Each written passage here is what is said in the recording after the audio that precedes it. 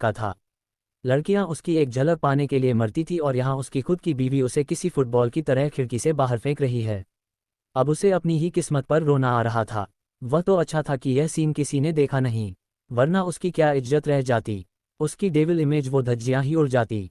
तभी खिड़की बंद होने की आवाज़ सुनकर वह होश में आया और फिर आसमान की तरफ देखकर रोनी शक्ल बनाकर बोला, हे भगवान, ये कैसे इंसान की रचना आपने कर दी है।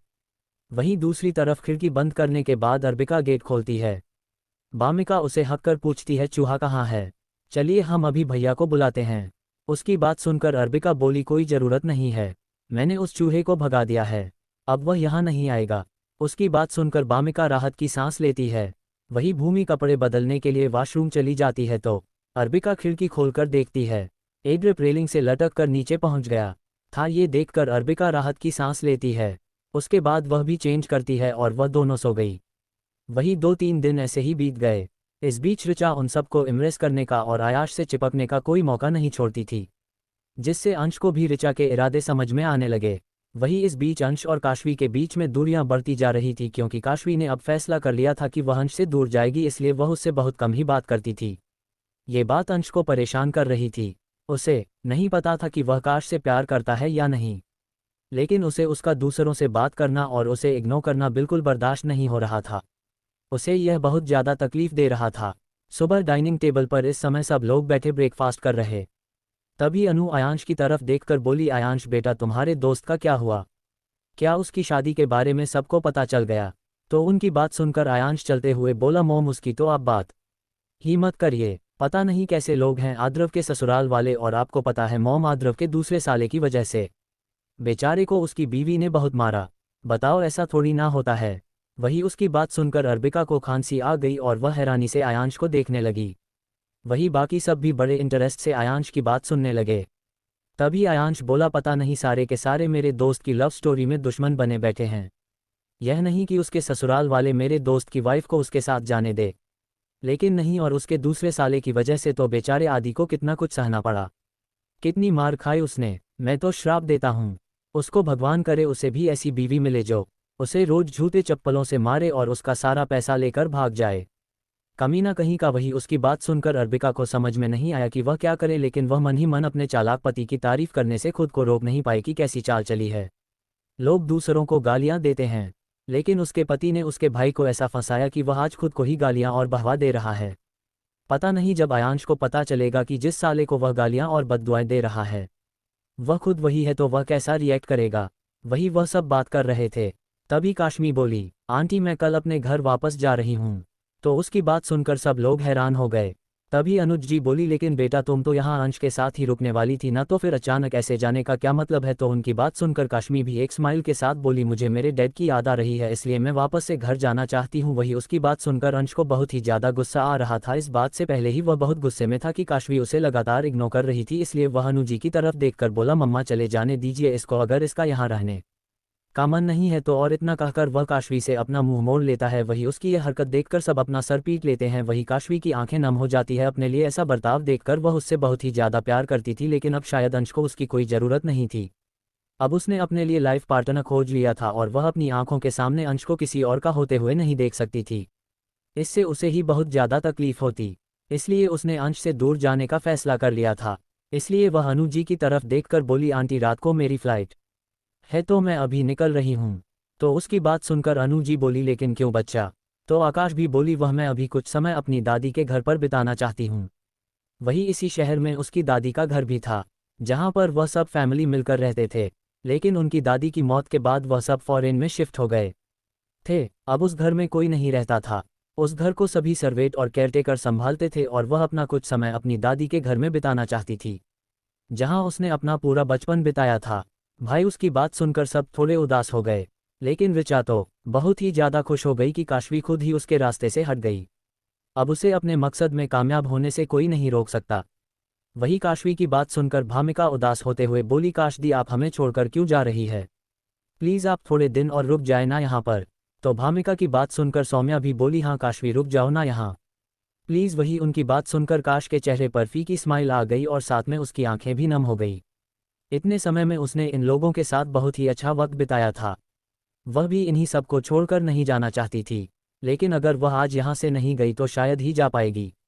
इसलिए वह अपने आप को संभालते हुए बोली, बानी भाभी मैं हमेशा के लिए थोड़ी ना यहाँ से जा रही हूँ, मैं आती रहूँगी आप लोगों से मिलने। तो उसकी बात सुनकर अंश ततज करते हुए बोला, जब तुम अभी जा रही हो यहाँ से तो फिर तुम्हें दोबारा आने की क्या ज़रूरत। उसकी बात सुनकर आयांश ठंडे लहजे में अंश की तरफ देखकर बोला, गधे क्यों नहीं आएगी, यह यहाँ उसका भी घर है, जब भी मन करेगा वह यहाँ आएगी, वह भी हमारी फैमिली का हिस्सा है, और अगर तुझे उसके आने से इतनी ही प्रॉब्लम है तो तू घर छोड़कर चला जा। वही उसकी बात सुनकर अंश का मुंह बन गया। वही जब ऋचा ने ये देखा तो उसे बहुत ही ज़्यादा गुस्सा आया, लेकिन वह अपने चेहरे पर झूठी स्माइल लिए बोली, अगर काश का इतना मन है जाने का तो आप लोगों को उसे रोकना नहीं चाहिए। वही उसकी बात सुनकर सबका मुंह बन गया।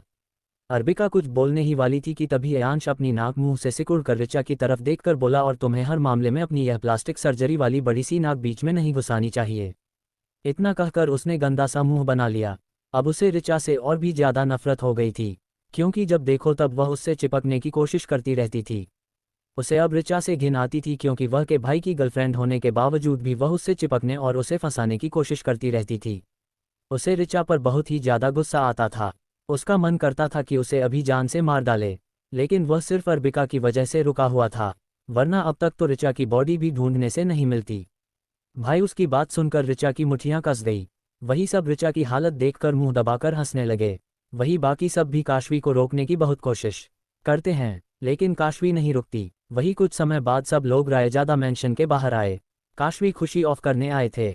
वही अनुश्वी को हक करती है और उसे जल्दी आने को बोलती है। वही इसी तरह बाकी सब भी एक एक करके काशवी से मिलते हैं। इस समय वे लोग बहुत ही ज़्यादा इमोशनल थे। वही अंश वही पास में खड़ा सब कुछ देख रहा था। तभी काशवी आयांश के गले लगी। ये देखकर उसकी मुठ्ठियां कस गई। उसे बिल्कुल भी अच्छा नहीं लगा काशवी का किसी और के करीब जाना। तभी काशवी उसके पास आकर उसे नम आंखों से देखते हुए बोली, अपना ख्याल रखना मोटे। और इतना बोलकर उसने उसे हक किया और उसे एक नज़र जी भर के देखने के बाद वह जाकर अपनी कार में बैठ गई। इस समय उसकी आंखें नम थी। शायद ही अब वह कभी अंश को देख पाए, क्योंकि वह दूसरी सिटी में जाने वाली थी। वही काश को अपने आप से दूर जाते देखकर अंश को ऐसा महसूस हो रहा था जैसे उसे बहुत ही कीमती चीज़ दूर जा रही हो। वह उसे रोकना चाहता था, लेकिन अपने गुस्से की वजह से रुक गया। वही उसको जाते देखकर उसे बहुत ही ज़्यादा तकलीफ हो रही थी। वही ऋचा तो बहुत ही ज़्यादा खुश थी। ये देखकर वही काश चली गई। उसके बाद सब लोग मेंशन चले गए। वही सबको अंश के ऊपर बहुत ही ज़्यादा गुस्सा आ रहा था, क्योंकि उसने एक भी बार काशवी को नहीं रोका। वही काशवी के जाने के बाद सब उदास थे। घर पर किसी का भी मन नहीं लग रहा था। इसलिए जयजी, अयान और अयांश ऑफिस चले गए। वही बामिका और अर्बिका अपनी कॉलेज के लिए निकल गए। ऋचा के कमरे में इस समय वह बैठी हुई थी। तभी उसके कमरे में दस्तक हुई। वह गेट खोलती है तो एक नौकरानी अंदर आती है। उसे देखकर ऋचा जल्दी से अपने दराज से एक शीशी निकालती है जिसमें सफ़ेद पाउडर भरा हुआ था। वह शीशी उस नौकरानी को देते हुए बोली, आज रात मेरा काम हो जाना चाहिए। ठीक है, और ये लो तुम्हारे पैसे। इतना कहकर वह पैसों की गद्दी नौकरानी के हाथ में रख देती है। उसकी बात सुनकर नौकरानी बोली, जी मैम आपका काम हो जाएगा। इतना बोलकर वह वहाँ से चली गई। वहीं उसके जाने के बाद ऋचा शैतानी मुस्कान के साथ बोली, अब तुम्हें मुझसे कौन बचाएगा, आया शब तो तुम्हें मेरा होना ही होगा। इतना कहकर उसके चेहरे पर एक शातिर मुस्कान आ जाती है। वही आज का दिन ऐसे ही बीत गया। वही रात के समय सब लोग अपने अपने कमरे में सो रहे थे कि तभी उन्हें किसी के चीखने की आवाज़ सुनाई देती है। वही बामिका और अर्बिका, जो इस समय बामिका के कमरे में सो रही थी, जैसे ही वह चीखने की आवाज़ सुनती है तो उनकी नींद खुल जाती है। तभी वह आवाज़ और भी ज़्यादा तेज हो जाती है। यह आवाज़ सुनकर बामिका हैरानी से अर्बिका की तरफ देखकर बोली, दी यह आवाज़ किस चीज़ की आ रही है। उसकी बात सुनकर अर्बिका बोली, चलो चल कर देखते हैं। इतना बोलकर वह कमरे से बाहर निकलती है। वही यह आवाज़ सुनकर अयान, सौम्या और अंश की भी नींद खुल जाती है और वे भी बाहर आ जाते हैं। वही जब बाहर आकर वे लोग आवाज़ सुनते हैं तो उन्हें एहसास होता है कि यह ऋचा की आवाज़ है जो अयान के कमरे से आ रही है। वही अयान का कमरा इस वक्त खुला हुआ था। ये देखकर वे लोग हैरान हो गए और फिर वे अयान के कमरे का दरवाज़ा खोलकर कमरे के अंदर जाते हैं तो वहाँ का नज़ारा देखकर उनके पैरों तले ज़मीन खिसक गई। To be continued. सब लोग सामने देखते हैं जहाँ पर आया शर्टलेस था और ऋचा उसके ऊपर गिरी हुई थी। लेकिन दूर से देखने पर ऐसा लग रहा था जैसे आयाश ने ही ऋचा को पकड़ा हुआ हो। वही इस समय ऋचा के कपड़े फटे हुए थे और वह बहुत बुरी तरह रो रही थी। उसे देखकर ऐसा लग रहा था जैसे उसके साथ किसी ने ज़बरदस्ती की हो। वहीं ये सब देखकर सब लोगों के पैरों तले ज़मीन खिसक गई। तभी अयान तेज ठंडी आवाज़ में बोला, ये सब क्या हो रहा है। यहाँ पर सब बहुत ही ज़्यादा हैरान थे ये सब देखकर। वही उन सबको देखकर आयांश भी हैरान हो गया और उसने जल्दी से ऋचा को अपने ऊपर से धक्का दे दिया और गुस्से और नफरत से ऋचा को देखने लगा। वही जमीन पर गिरने की वजह से ऋचा की एक चीख निकल गई। वही जब उसने अंश और बाकी सबको देखा तो उसकी आंखों में चमक आ गई, लेकिन उसने उसे जल्दी छुपा लिया और अपनी आंखों में बेचारगी के भाव ले आए। फिर अंश के पास जाकर उसके गले लगकर रोते हुए बोली, अंश मुझे बचाओ, अच्छा हुआ तुम आ गए, वरना यह इंसान मेरे साथ पता नहीं क्या कर देता। मैं कल तुमसे मिलने तुम्हारे रूम में आ रही थी, लेकिन इस इंसान ने मुझे जबरदस्ती अपने रूम में खींच लिया और मेरे साथ। इतना कहकर वह जोर जोर से रोने। वही उसकी बात सुनकर आयांश की आंखें गुस्से से लाल हो गई। वही बाकी सब हैरान हो गए। तभी सौम्या, अनु और जय जी को भी वहां लेकर आ गई थी। जब उन्होंने भी यह बात सुनी तो वे लोग सब रह गए। तभी अनु जी नम आंखों से आयांश की तरफ देखकर बोली, आयांश ये क्या कह रही है? उन्हें भरोसा नहीं था कि उनका बेटा ऐसा कुछ कर सकता है। वह अपनी परवरिश को जानती थी, लेकिन हालात देखकर वह ये सवाल पूछने पर मजबूर हो गई। वही आयांश ने जब अपनी मॉम और परिवार की आंखों में अपने लिए शक देखा तो उसे बहुत ही ज़्यादा तकलीफ हुई। वह अपने परिवार से बेहद प्यार करता था और उनका उस पर शक करना उसे अंदर से तोड़ रहा था। इसलिए वह अपनी मॉम की तरफ देखकर बोला, मॉम मेरा यकीन कीजिए, मैंने ऐसा कुछ नहीं किया।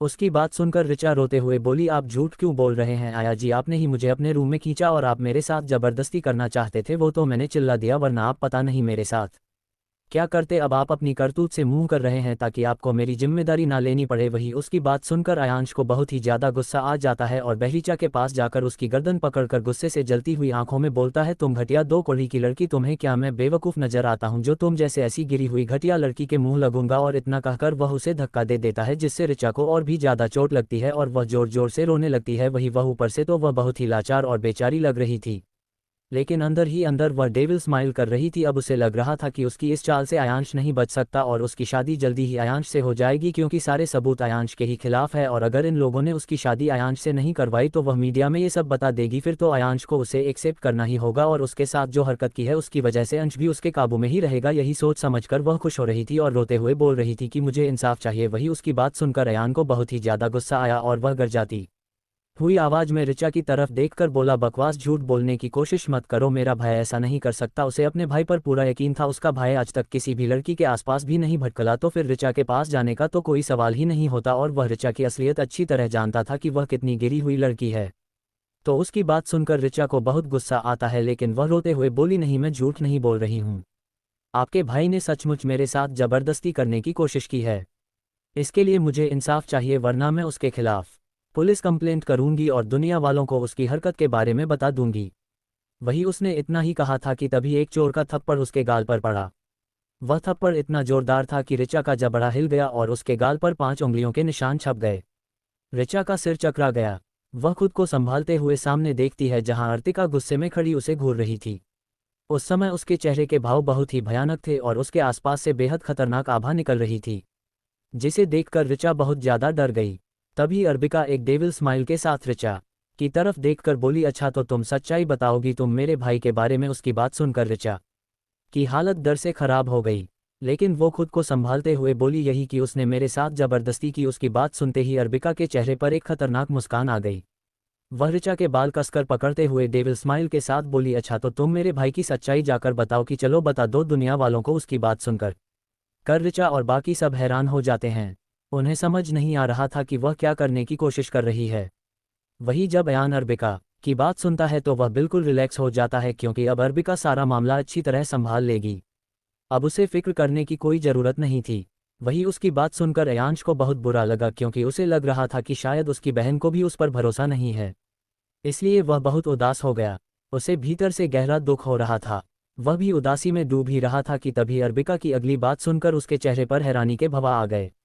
To be continue. ऋचा की खराब हालत। अर्बिका ऋचा की तरफ देखकर बोली, तुम मेरे भाई के बारे में ये झूठी अफवाह फैलाओ, फिर मैं दुनिया वालों को तुम्हारी असलियत दिखाऊंगी। इतना कहकर उसने मोबाइल में एक वीडियो चला दिया। ये वीडियो अयांश के कमरे का था। वह वीडियो देखते ही ऋचा बुरी तरह डर गई। डर के मारे उसका चेहरा पीला पड़ गया। उसे समझ ही नहीं आ रहा था कि यह वीडियो आया कहाँ से, क्योंकि कमरे में किसी भी जगह कैमरा दिखाई नहीं दे रहा था। अब उसे डर सताने लगा कि सच्चाई सामने आने के बाद पता नहीं ये लोग उसका क्या हाल करेंगे। वही सब लोग अर्बिका के मोबाइल की तरफ देखने लगे। जैसे जैसे वे लोग मोबाइल में चल रहा वीडियो देखते जा रहे थे। उनके चेहरों पर ऋचा के लिए गुस्सा, घिन और नफरत साफ छलक रही थी। ये सब देखकर ऋचा बुरी तरह डर गई। वीडियो में साफ दिखाई दे रहा था कि कैसे ऋचा खुद अयांश के कमरे में आई थी और उसने अपनी ऊपर की ड्रेस उतारनी शुरू कर दी थी। वही जैसे ही उसने अपनी ड्रेस उतारी, उसके अंदर एक बहुत ही ट्रांसपेरेंट और छोटी नाइटी थी। वह नाइटी पहनकर बड़े स्टाइल से चलते हुए अयांश के पास जाती है। जैसे ही वह बिस्तर के पास पहुंचकर अयांश को देखती है, उसकी आंखों में चमक आ जाती है और वह उसके पास बैठकर उसे निहाने लगती है। अयांश हमेशा की तरह शर्टलेस होकर ही सोता था और आज भी वह वैसे ही सोया हुआ था। जब ऋचा उसकी शर्टलेस बॉडी और सिक्स पैक केव्स देखती है तो उसकी आंखों में हवस साफ नजर आने लगती है। अयांश के हैंडसम चेहरे को देखते हुए वो धीमी आवाज में बोली, अब तुम्हें मेरा होने से कोई नहीं रोक सकता। इतना कहकर वह उसके चेहरे को छूने के लिए हाथ बढ़ाती ही है कि तभी अयांश की नींद खुल जाती है और वह उसका हाथ पकड़ लेता है। जैसे ही वह अपने सामने ऋचा को देखता है, वह झटके से उसे धक्का देता है और गुस्से में चीखते हुए बोलता है, तुम यहाँ क्या कर रही हो? अयांश हैरान था कि उसके कमरे में कैमरा कहाँ से आया, लेकिन वह भीतर ही भीतर खुश था कि उसकी बेगुनाही अब सबके सामने साफ हो जाएगी। ... और उसकी तरफ नफरत और गुस्से से देखते हुए बोला, दूर रहो मुझसे। अयांश की आंखों में जलता हुआ गुस्सा देखकर ऋचा एक पल के लिए ठिठक गई। उसने सोचा था कि दवा का असर होते ही वो उसके बस में आ जाएगा, लेकिन इस समय अयांश को देखकर ऐसा बिल्कुल नहीं लग रहा था कि उस पर किसी नशे का असर है। एक पल के लिए उसके चेहरे पर घबराहट आ गई, लेकिन अगले ही पल उसने खुद को संभाल लिया। वह फिर से अयांश के करीब आने की कोशिश करते हुए मीठी मगर जहरीली आवाज में बोली, अयाश बेबी, अब मुझसे और क्या शर्माना, चुपचाप मेरे पास आ जाओ वरना तुम्हारे लिए अच्छा नहीं होगा। ये सुनते ही अयांश का गुस्सा और भड़क उठा। जैसे ही वो उसके ओर करीब आया, अयाश ने झकी से उसका हाथ छटक गया। हद हो गई है तुम्हारी, वन दांत पीते हुए बोला, अभी इसी वक्त मेरे कमरे से बाहर निकल जाओ वरना मैं खुद तुम्हें बाहर फेंक दूंगा। उसकी आवाज में इतना खतरनाक ठंडापन था कि ऋचा के दिल में अनजाना डर उतर गया, लेकिन उसके मन में चल रही चालें अभी खत्म नहीं हुई थी। तुम्हें शर्म नहीं आती? तुम मेरे भाई की गर्लफ्रेंड हो और फिर भी तुम इस हालत में मेरे कमरे में हो। इतना कहकर वह पास रखे टिश्यू से अपना वही हाथ पोंछने लगा जिसे अभी ऋचा ने छुआ था। ये देखकर ऋचा को बहुत ही ज्यादा अपमानित महसूस हुआ और वह चीखते हुए बोली, आखिर मुझमें कमी क्या है? हाँ, जो तुम मुझसे इस तरीके का बर्ताव कर रहे हो। एक बार मेरे पास आ जाओ, मैं वादा करती हूँ मैं तुम्हें बहुत खुश रखूंगी। इतना कहकर वह अंश के पास आने लगी तो अयांश उसे एक थप्पड़ मारता है जिससे वह दूर जाकर गिरती है। अब बात उसके ईगो पर आ गई थी। अब उसे अयांश को किसी भी कीमत पर पाना ही था और इसलिए वह खुद अपने कपड़े फाड़ना शुरू कर देती है और जोर जोर से चिल्लाने लगती है। इसी के साथ वीडियो खत्म हो जाती है। जैसे ही वीडियो खत्म होती है, अनु ऋचा को जोर का थप्पड़ मारते हुए बोली, तुम्हें शर्म नहीं आती? ये सब करते हुए कितनी गिरी हुई लड़की हो तुम। मेरे बेटे पर झूठा इल्जाम लगाना चाहती थी ना, उसकी जिंदगी बर्बाद करना चाहती थी। इतना कहकर वह ऋचा को थप्पड़ पर थप्पड़ मारने लगती है। वही बाकी सबको भी इस समय ऋचा पर बहुत ज्यादा गुस्सा आ रहा था। अब वे ऋचा को इतनी आसानी से छोड़ने वाले नहीं थे। तभी अर्बिका एक और वीडियो दिखाती है जिसमें ऋचा अपने बॉस से बात कर रही होती है कि कैसे उसने अंश को फंसाया और अंश की जान काश्मी ने बचाई थी, लेकिन उसने ऐसा दिखाया जैसे उसी ने उसकी जान बचाई हो और काश्मी अंश से कितना ज्यादा प्यार करती थी। ये सब सुनने के बाद तो अंश के पैरों तले जमीन खिसक गई। उसे समझ ही नहीं आ रहा था कि इतने दिनों से उसे बेवकूफ़ बनाया जा रहा था। उसने इस मामले में पहले भी पूरी डिटेल निकलवाई थी, लेकिन उसमें उसे कुछ भी पता नहीं चला था। ये जानकर वह और भी ज़्यादा हैरान था कि काश्मी उसे प्यार करती है। वही जब ऋचा को लगा कि उसका सारा भांडा फूट चुका है तो वह पागलों की तरह चिल्लाने लगी था, ये सब मैंने किया है और मैं आयाश को पाकर ही रहेंगी। ये देखकर सबको उससे घिन महसूस होने लगी। वही वीडियो खत्म होने के बाद अर्बिका फिर से ऋचा को बालों से पकड़ लेती है और उसे नॉनस्टॉप थप्पड़ मारने लगती है। वही ऋचा की हालत पहले से ही खराब थी। जैसे ही अर्बिका उसे थप्पड़ मारना शुरू करती है, उसका चेहरा बिल्कुल गुब्बारे की तरह फूल जाता है। तभी जी भरकर मारने के बाद अर्बिका उसे वहीं पर छोड़ देती है और टिश्यू से अपने हाथ साफ करती है जैसे उसने कोई गंदी चीज छली हो। तभी अयान बॉडीगार्ड्स को बुलाता है और उन्हें ऋचा को ले जाने के लिए कहता है। ऋचा भागने की कोशिश करती है, लेकिन बॉडीगार्ड्स उसे पकड़ लेते हैं और घसीटते हुए वहां से ले जाते हैं। वह जोर जोर से चिल्ला रही थी, लेकिन किसी को भी अब उस पर जरा भी तरस नहीं आ रहा था। उसके जाने के बाद आयांश के रूम में सन्नाटा छा जाता है। ऋचा के जाने के बाद आया शर्मिका के पास आकर उसे हग करते हुए बोला, thank you so much princess, मुझ पर भरोसा करने के लिए। उसकी बात सुनकर सबको थोड़ा सा गिल महसूस होता है क्योंकि उन्होंने आयांश पर शक किया था, इसलिए सब आगे आकर आयांश से माफ़ी मांगते हैं। आयांश भी उन्हें माफ़ कर देता है। वही अंश अभी भी बिल्कुल सदमे में खड़ा हुआ था। वही जब बामिका की नज़र उस पर पड़ती है तो वह उसके कंधे पर थपथपाते हुए बोली, अंशु भैया आपको क्या हुआ? आप इस तरह सन में क्यों खड़े हैं? वही उसकी बात सुनकर अंश होश में आया और हैरानी से बोला, आशु मुझसे प्यार करती है। उसने यह बात मुझे क्यों नहीं बताई? तो उसकी बात सुनकर आयांश फटाक से बोला, क्योंकि तू गधा है। उसकी बात सुनकर अंश चटक गया और अनुज जी की तरफ देखकर बोला, मॉम देखिए मैं अभी इतना परेशान हूँ और भैया मुझे कैसे चिढ़ा रहे हैं। तो उसकी बात सुनकर अनु जी भी मुंह बनाकर बोली, लेकिन उसने गलत क्या कहा? सही तो बोल रहा है। तू गधा ही है जो इतने समय से तुझे पता नहीं चला कि काशू तुझसे प्यार करती है। बेचारी कितना प्यार करती है तुझसे। हम तो कब से इंतजार कर रहे थे कि तू उसे हमारी बहू बनाकर घर लाएगा, लेकिन नहीं, तू गधा इस घटिया लड़की को उठा लाया। वही उनकी बात सुनकर अंश और भी ज्यादा हैरान हो गया और वह हैरानी से बोला, आप लोग मेरी और काश्मी की शादी करवाना चाहते थे? क्या आपको पहले पता था कि वह मुझसे प्यार करती है? तो उसकी बात सुनकर सब एक साथ बोले, हमें पता था। उनकी बात सुनकर अंश और भी ज्यादा हैरान हो गया और हैरानी से बोला, तो क्या उसने आप लोगों को बताया था? उसकी बात सुनकर सब लोग अपना सिर पीट लेते हैं और लाचारी से अंश की तरफ देखने लगते हैं। वही जब अंश उन्हें कुछ बोलते नहीं देखता तो वह बेचैन होकर बोला, मॉम बताएं ना, क्या उसने आपको बताया था? उसकी बात सुनकर अनु जी उसके कान पकड़कर खींचते हुए बोली, पागल, उसने हमें कुछ नहीं बताया। वह तो पता चल ही जाता है। उसकी आंखों में तेरे लिए प्यार दिखता था।